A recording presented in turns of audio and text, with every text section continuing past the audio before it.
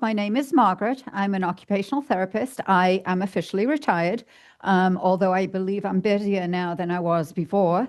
I do love to go out and do community talks, kind of educate the community about all sorts of different things. And today we're going to be talking about hydration. And you probably noticed I have my husband always reminds me to bring my hydration bottle with me when I do this talk, because I'm a classic person that does not drink enough water. In fact, he even put a little app on my watch to remind me that every 25 or 30 minutes or so, I have to have a drink of water because I'm not very good at it. So, who drinks water? Who drinks a lot of water? Yay, good, good, good. All right. Why is water so important? Why do we need to drink water? Say again?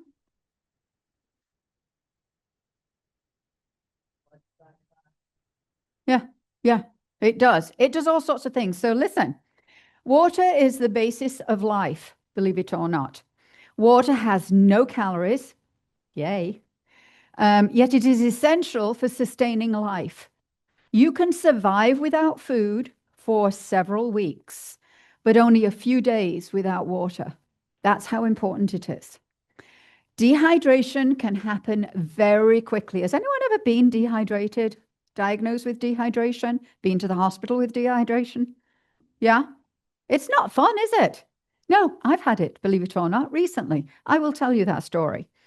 So, adults older than 65 had the highest hospital admission rates for dehydration, according to the Agency for Healthcare Research and Quality, and a 5% increase in preventable emergency room visits between 2008 and 2012. For some unknown reason, nobody updates the information anymore. But if you can imagine how many more people probably go to the hospital now because of dehydration. I mean, these are fairly old statistics, but I wanted you to let you know about them. So what's the function of water in the body? What does water do to your body? Somebody already said something. It flushes out a lot of the things that, we don't want to keep in our body, right? Anybody tell me anything else that water does for us? The body is made. Oh, she's so smart. You're going to do this talk next. We're going to talk about how much of the body is actually made up of water, and it is a lot of water. So, but what are the actual things that it does? It moistens your tissues, right? It moistens tissues like those in your mouth, your eyes, your nose. It protects your organs and tissues. It helps to prevent, we always talk about this, constipation. It helps to prevent that, helps to get things moving through, right? I don't ever do a talk that doesn't either refer to toilets, bathrooms, bodily functions, those kind of things. I just don't seem to be able to do a talk. Oh, wait, I did energy conservation. No, I did energy conservation yesterday, and I did talk about adaptive equipment like razors for toilets. So I can't even say I got away with it on that one either. It helps to dissolve minerals and other nutrients to make them accessible to the body. And those minerals are extremely important for our body to function. Yep. It regulates your body temperature. Did you know that? It does. And it lubricates your joints, so it makes your joints move more smoothly. It also lessens the burden on your kidneys and your liver by flushing out waste products. It's very important. We take in a lot of things and we need to get rid of some stuff, right? That's why we have all these means of being able to do it, and water helps us to do that. And it also helps to carry nutrients around the body, like oxygen, to the cells of the body. Okay. Now, my friend over here said, we're made up of a lot of water, and we are. We are. Water is important to our organs. They rely on optimal water balance to function properly. They really do. So your brain is 80 to 85% water. Your heart, 75 to 80% water. Liver is 70 to 75% water. So a lot of water is in those organs to help to make those organs function properly, right? Has anybody heard about electrolytes? Okay, what are they? They are something your body needs. They are. And actually, it was interesting because I did my talk yesterday, and one of the ladies that I had done the talk to previously came up and asked me about electrolytes because we talked a little bit about electrolytes yesterday. And I'm gonna tell you what she actually asked me. She's like, "Well, I started drinking those electrolytes that you said it was a good idea to do," and I said, "Okay." And she said, "But I go to the bathroom a lot more now. Is that part and parcel of it?" And I said, "Well, I was not aware of that, so I Google it.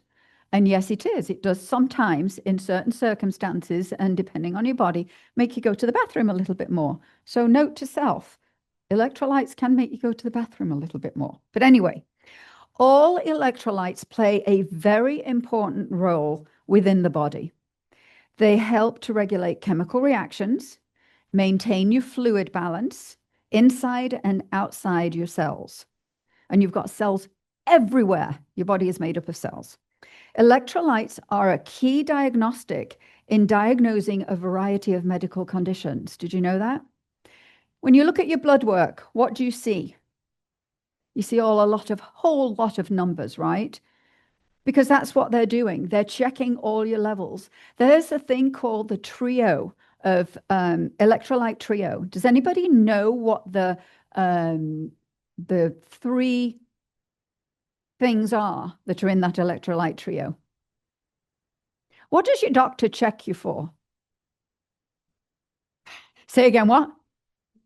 Yes, they do. And that's really important, by the way. But that's not one of the electrolyte trios. So the electrolyte trio is sodium, magnesium, and potassium. Those are the three things that they're definitely going to check. And what that does is it supports the nerve. The role of the electrolytes are that they support the nervous system in the body. They keep you hydrated. They support your muscle contractions and they participate in pH balance. So it's really, really important. 2/3 of water is located inside the cell, and that's where the potassium, the magnesium, and the phosphorus is. 1/3 of the water is located outside of the cell, and that's where your sodium chloride, calcium bicarbonate. This is very technical stuff, ladies and gents. I don't normally go technical, and that's why I'm reading it because I don't always know the exact things here. And plasma has the same solutes as extracellular fluid. So the fluid found in the body of an organism includes fluid inside the cell, which is intracellular and extracellular. Let it be known that it's very important. And we're going to leave it right there. Those things are very important. So, who is at risk for dehydration? Everybody. Everybody. Now, there are some people who are a little bit higher risk of dehydration. And sometimes you think you're drinking enough water, but maybe you aren't. Anybody who's got swallowing problems or, due to stroke or dementia or maybe Parkinson's as well. I'm sure some of you have a hard time drinking a sufficient amount of water. Anybody who's got 5 or more chronic diseases and is taking 5 or more prescription medications are at higher risk for dehydration. And individuals who are 85 and older may not be as mobile, may be a little heavy, or experience diarrhea, vomiting, or excessive sweating. Those folks are also going to be at higher risk for dehydration. You know how it is when you get one of those tummy bugs and it's just miserable. I mean, it's just miserable. We know that. Again, one of the first things that can happen is dehydration because you're not able to take in enough fluid to be able to maintain the fluid balance within your body. And so it's really, really important. So how do we know if we're dehydrated? What are the indicators for knowing if we're dehydrated? Headache, yes. Yes. What else? Confusion, yes. What else? Your skin sometimes can show if you're a little dehydrated. Mine's kind of nice and bouncy right now. because I just had a drink of water, although I have a dry mouth. And so that may be an indicator I need to have another drink of water. But maybe your skin turgor might not be as springy. Now, as we get older, we have that extra stuff too. So don't be confused with that. If it goes straight down again, it probably doesn't mean you're dehydrated. And another thing that's really important, and they will check this when you're in the hospital anytime, will be what is the color of your urine? It's very important because urine color is a good indicator of what your hydration status is. There are 8 levels, believe it or not. And one of these days, I'm actually going to bring some colored water. I'm not bringing the real stuff to show you the different levels of dehydration. No, I would not do that. I do talk about toilets and constipation, but I don't bring that. So those are the colors. So it can go from very, very light to maybe a little bit too dark. Okay. And if it's dark, there's a good chance that you may be a little dehydrated. So they monitor that very carefully when you're in the hospital or when you go to the doctor and they ask you for a sample. They will monitor that. Okay. Now, what are the consequences of dehydration? Now, a couple of you have already told me a couple of things. You were telling me confusion, right? Confusion is definitely one. Low blood pressure. Dehydration can cause low blood pressure. My dad has dizzy spells once in a while, and I'll tell him, Dad, you need to drink water because if you get that dizziness, it causes dizziness, muscle weakness, and it can lead to falls. So it's really important, again, that you stay hydrated because dehydration can lead to low blood pressure. So again, dizziness, muscle weakness, and falls. Increased stiffness. That's another consequence, which can cause issues with balance and walking and falls again. Okay. Oh, we're going to say the C word again. Constipation. Here we go. That can cause nausea and vomiting, blockage of the colon. It's very important you drink enough water to make sure things get moved through because the consequence of constipation is not fun, right? It can cause poor nutrition because of nutritional deficiency, dry mouth, that kind of thing. And it can cause mental status changes, fatigue, headaches, confusion, and even in extreme cases, hallucinations. So again, be very cautious of that. And then it's also going to make you go to the bathroom less. Now, here's an issue. Because my mom's almost 100 years old. I know she's incredible. I'm hopefully going to be at her 100th birthday in January. And her mobility is great. I mean, she still, believe it or not, gets around with a walker. She does really well. And she's very independent and she takes herself to the bathroom still. And she has to go across the living room, down a step, across the hallway, and into the bathroom. So she doesn't have a very easy access to the bathroom. So guess what? She doesn't like going very often. She tries to avoid going very often. So what do you suppose she does? She stops. She does not drink enough water. Yes, she actually doesn't, believe it or not. She's really, I mean, it's incredible. I don't know. I don't know where she came from, but anyway, but it stops her from wanting to go. So it stops her from wanting to drink water. And then again, you know, some of us have to get up during the night. So a lot of people will restrict their intake in order to avoid having to go to the bathroom. Oh, we all know about diuretics, right? And again, mom has to take diuretics. She gets her feet swell terribly sometimes. And she takes those diuretics. Well, what do you suppose that makes her have to go? 16 times in the next hour, right? I'll tell you a story about that as well. But it does increase the risk of UTIs when you don't drink water, and it decreases your kidney function. A friend of mine, about a couple of months ago, posted on Facebook, and he's a great guy. He's actually younger than I am, very active, likes to enjoy life, shall we say, still works.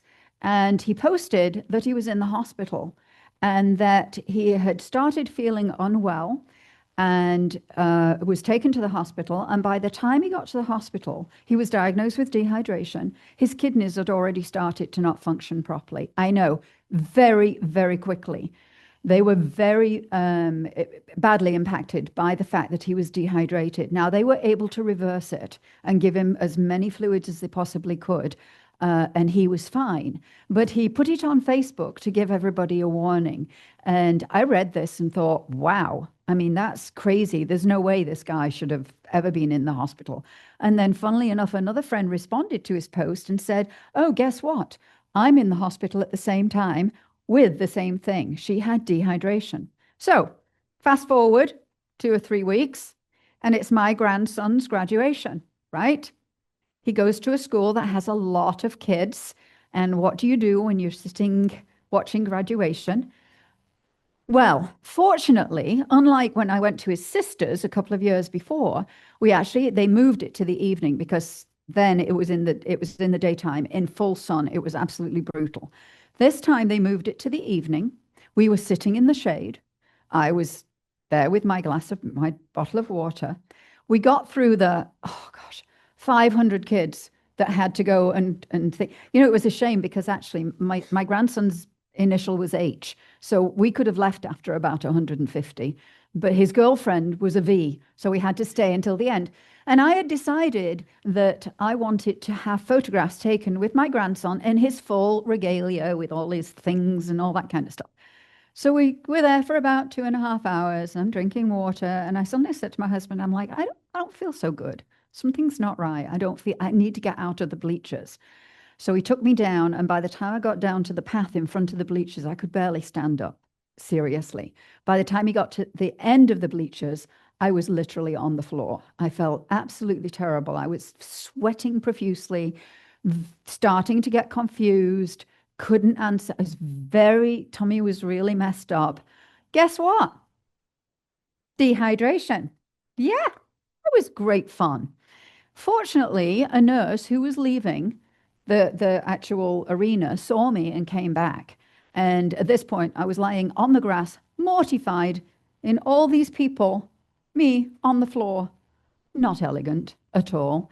And she cooled me down. Everybody was really sweet. They were giving me wet towels and water and all this kind of thing. So I was starting to come out of it. And then guess what? The EMS arrived. Oh, I was mortified. I was really cute, guys. I did notice that. I'd come around well enough to be able to see that. And they're like, we need to take you to the hospital. And I said, oh, no, I don't think so. No, I'm going to go and have photographs taken with my grandson. He's just, the ceremony at this point apparently had finished. I didn't know. Anyway, they hauled me off into the ambulance. And as soon as, of course, I got cooler and I had some hydration and they checked me out for everything, I was actually not too bad. But they did want to take me to go and do fluids because I just told you my friend's kidney started to shut down, and that was the only thing that I thought, oh, maybe I'll go, but I didn't. So the moral of this tale is that came on really, really, really quickly. I mean, I'm talking within 10 minutes, I went from feeling pretty much okay to pretty much feeling absolutely horrible, horrible. And we're going to talk about dehydration and what it causes, because there are two things that it causes as far as conditions, right? So I was fine. I went out of the ambulance ultimately. By this time, it was like 11 o'clock at night. We had to drive home, and I promised them, I'm going to take electrolytes when I get home. I promise I'm going to have something to eat when I get home, because I hadn't eaten very much that day. By this time, my grandson had gone off and he was with his friends. There was no chance of any photographs. I was mortified. My daughter was like, you need to go. You need to go. I'm driving you to your car. My husband drove home. We got home. I felt fine. Fortunately, we were having a graduation party for my grandson on the Saturday at our house. And bless his heart, he came in full regalia so that I could actually get photographs of him with him in his full regalia. So the worst part of this whole thing is that I have a friend who works there who's a teacher, and he was coming over for dinner the following week. And he said, oh, you're quite famous at Northport High School. And I'm like, really? He said, yeah. One of the kids said, yeah, this old lady collapsed. And I'm like, seriously, you couldn't have softened that just a little bit? I'm like, it can't possibly have been me. There must have been other people that collapsed. I cannot be the only old lady. The perception of young kids, right? I mean, seriously. Anyway, so the moral of this story is that even though I was very aware of the fact, I was drinking water, not enough, apparently. And this is what happened to me. So There are two things that happen as the consequence of dehydration, and I'm going to tell you what they are. There are two things, and be aware of this. So you can get heat exhaustion and heat stroke. I had heat exhaustion. Does anybody know what the symptoms of heat exhaustion is? I've basically told you a few of them already.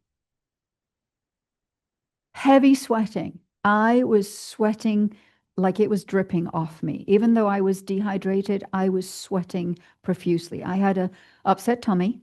I know you all really need to know this. Muscle cramps. I was very tired and weak. I couldn't stand up. I was extremely dizzy and I had a blinding headache. And I felt nauseous. I just didn't feel really good at all. And fainting. I was also a little confused when they were asking me questions. It was, it was hard for me to focus to be able to answer the questions. That's heat exhaustion. So obviously the remedies for that is to get somebody cooled down as much as possible, water, give them water to drink, cool them down with water, get them into a cooler place. And make sure that you get them cooled down as much as possible. Actually, water or cold towels to the pressure points, like the behind the neck, under the arms, that kind of thing. My blood pressure actually, believe it or not, went up. Usually it goes down, and heart rate usually goes up, and mine went down. So I'm a little bit of an anomaly with regards to that. So that's heat exhaustion. Right? It's very quickly reversible. As you could tell, I was only in the ambulance for maybe 20 minutes and I was fine. Heat stroke, on the other hand, is an extremely dangerous thing as well. And that could be a consequence. So like the heat stroke causes a very high body temperature, 103, 104 degrees, very high body temperature. You're red, hot, and you have dry skin. There's no sweating. That's the difference between heat exhaustion and heat stroke. No sweating at all. Rapid and strong pulse, throbbing headache. So that's the same. The dizziness is the same. The upset stomach is the same. And the confusion is the same. Okay. But the difference is that sweating. Okay. So you know if you've got heat stroke or if you've got heat exhaustion. With heat stroke, you want to move somebody into a cool place as soon as possible. You've got to get that temperature down. You've got to get the body temperature down. So cold. They suggest spraying with a hose. But as I say, in Florida, a hose has hot water coming out of it. It doesn't have cold water, so I'm not sure how effective that would be. But cold and no water. You don't give somebody with heat stroke water. You just cool them down from the outside because you want to make sure, that their body temperature comes down. Very dangerous for somebody to have, an adult, to have a body temperature of 103, 104 degrees. So you want that temperature to come down as soon as possible. So immediately move them into a cold place, cold water, cold compresses, fanning, anything to get that temperature down. But those are the two things that can happen with dehydration. And as I say, it actually happens very quickly. So I was fine, by the way. And by the way, the graduation party was absolutely fine. And yes, it was all good. Not a thing I would recommend happening. So I know a lady over here said that she had dehydration. Did you have dehydration? How did you feel?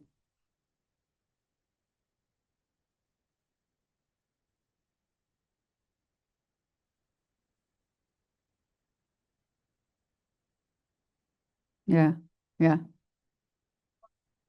Oh, I know. That's the worst of it. They bring the ambulance to you.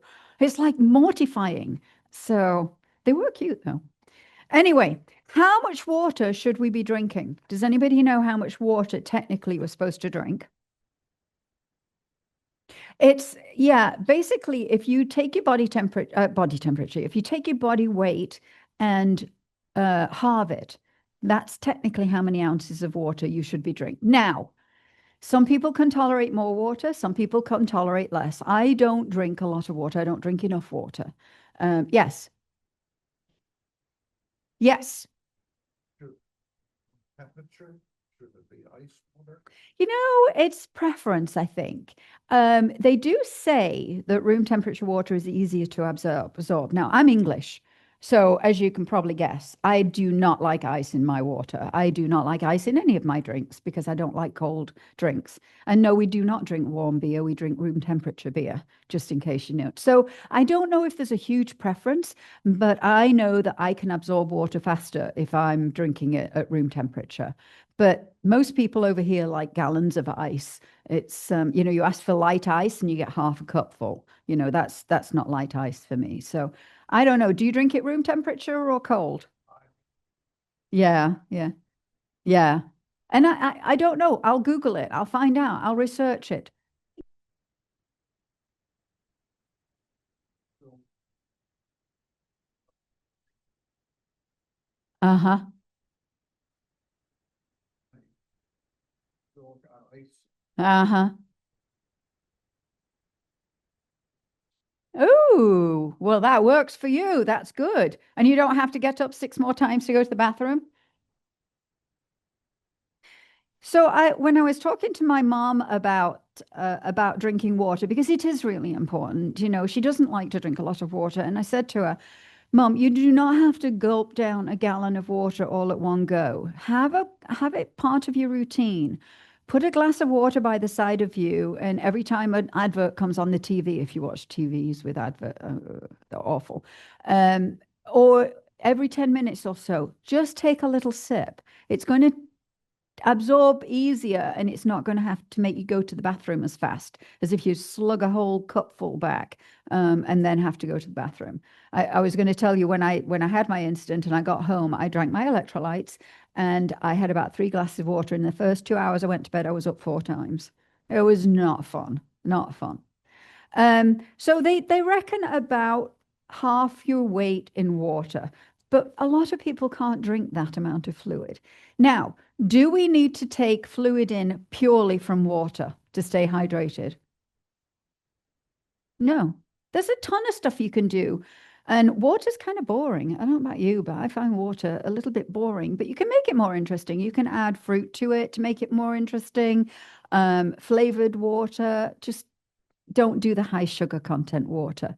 Things like Gatorade has electrolytes in it, but don't do the high sugar, especially if you're diabetic. A lot of the drinks have a lot of added sugar to them, so you want to be careful with that.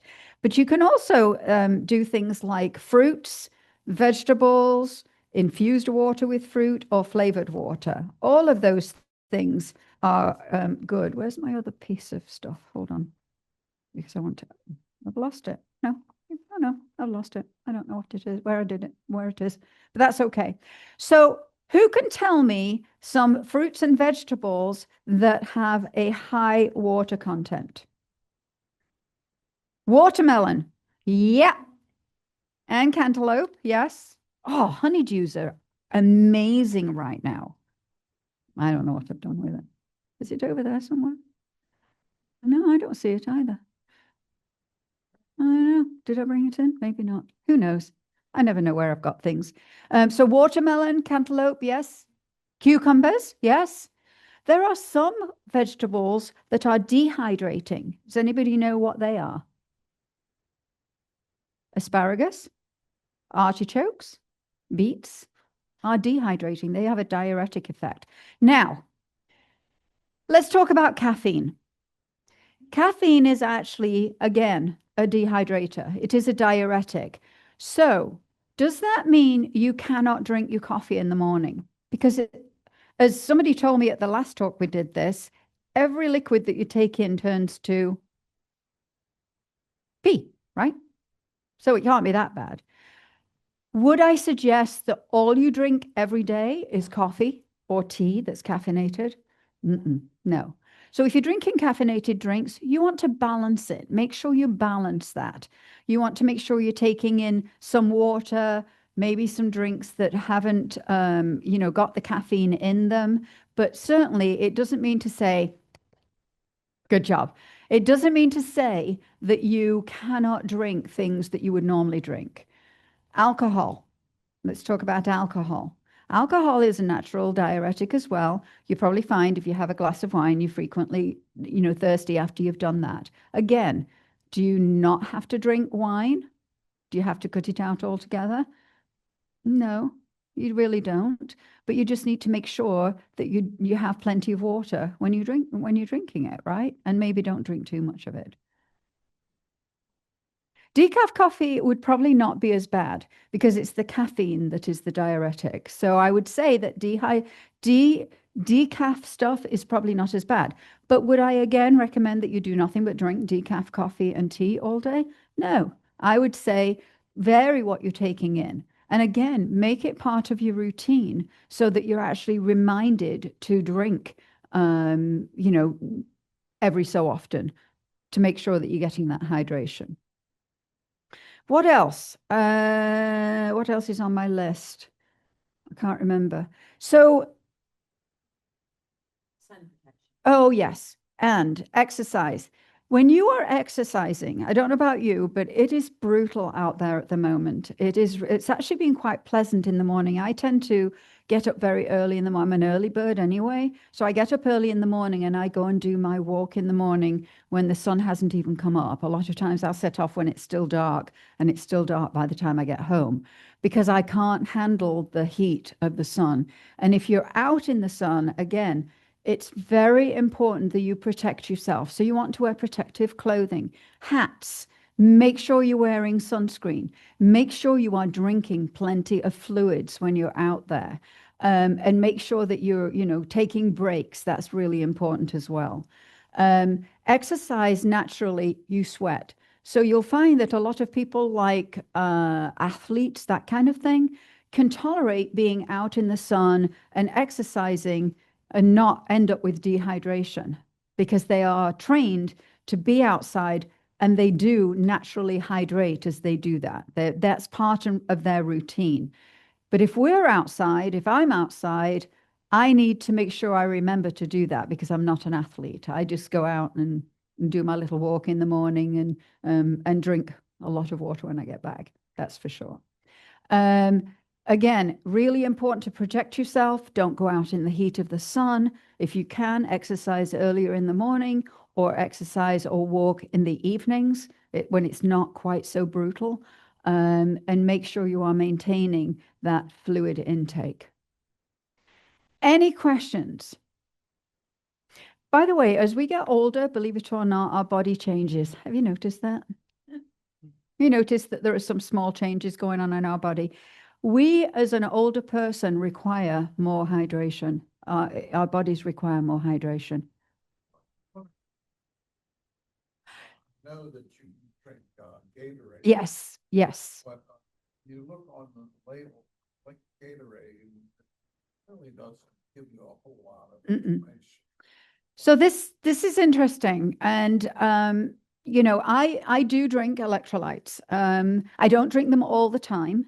And as I say, I had a lady when I did this talk and we talked about electrolytes and what were good electrolytes to drink. I do not have a particular recommendation. I get mine on Amazon. They come in little tiny packets of different flavors and they're a powder.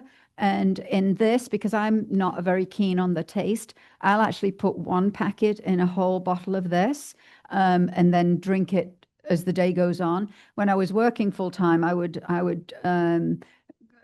make this rule that by the time I got to the interstate from my house, this had to have been drunk because it wasn't my favorite thing, but it made me drink it. So I would leave the house, and by the time I got to the interstate, my electrolytes were already inside me. But it's not necessary, particularly to drink electrolytes all the time. I think they are good. And this lady that I did this talk to said, I am so hooked on those things. I feel so much better. When I'm exercising, the first thing I do is think about, I need to take my electrolytes. But again, it made her go to the bathroom a lot. And electrolytes are made up of those trio of elements, the magnesium, the sodium, and the potassium. So really, if you're going to pound these things down, you might want to talk to your doctor first, because if you've got already high levels of some of these elements in you might want to check before you start drinking them every day.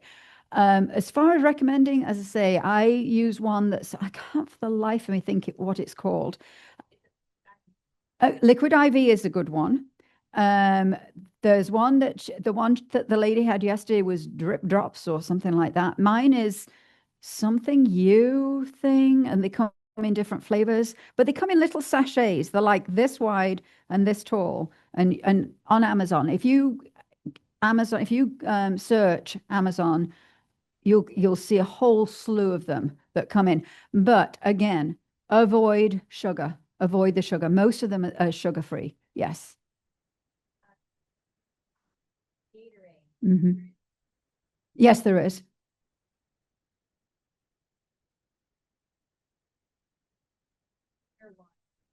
Mm-hmm.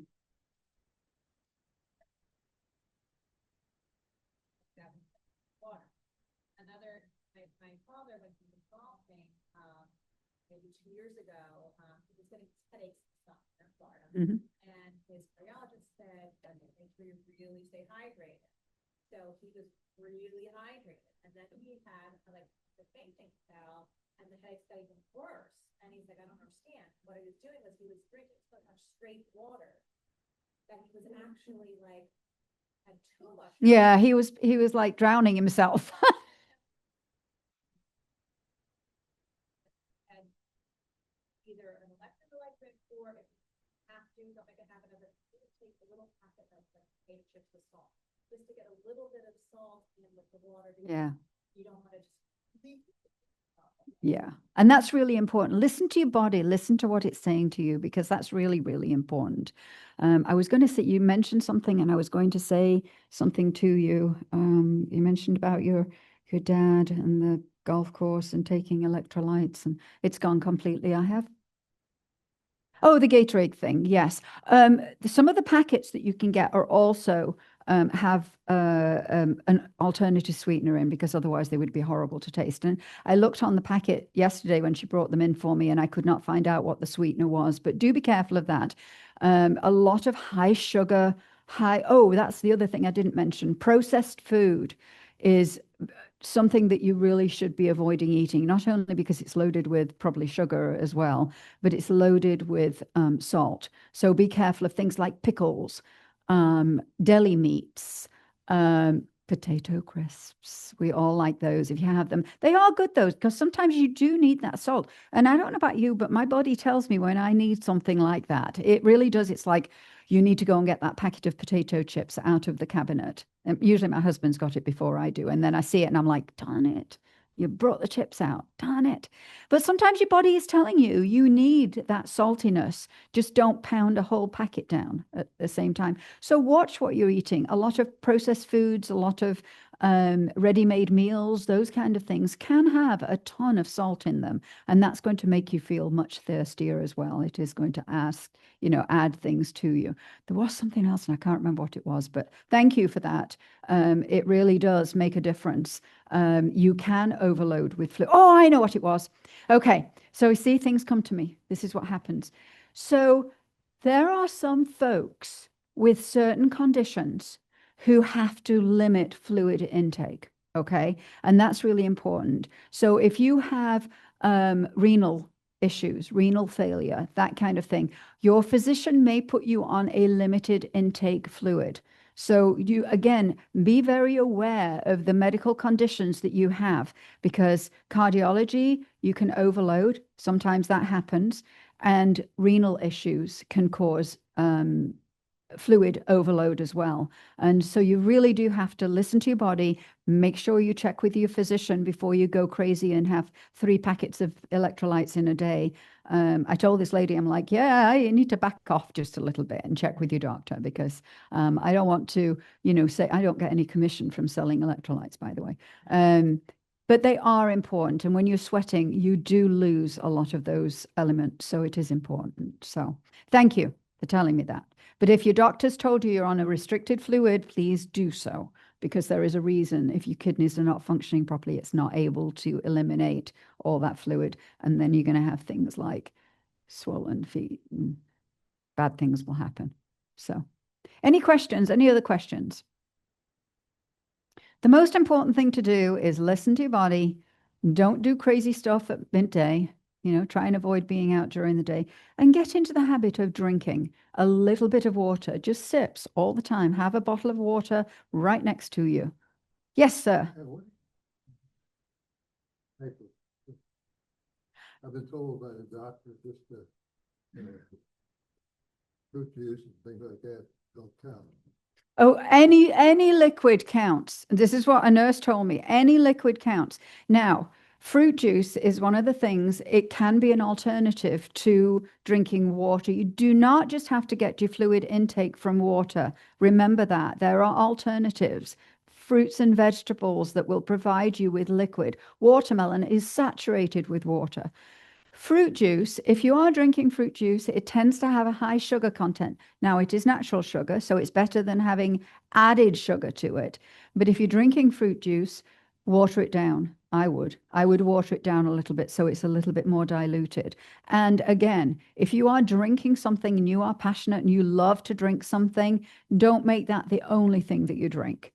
Vary what you're taking in. Some water, have a cup of coffee, have a cup of tea, drink some fruit juice, but don't drink fruit juice all day because it's a lot of fluid. It is. But bear in mind, you are getting fluid from other things. You're not. No. I'm saying no, it doesn't have to be water. That's me sticking my neck out. And this is what a nurse told me. Yeah, water is good. Water has no calories. Water is wonderful. It doesn't put your weight on. But I'm saying that you can find hydration from other things other than water. Yeah. So, and you will know if you're dehydrated. You will. Any other questions? No? I'm going to have a drink of water then.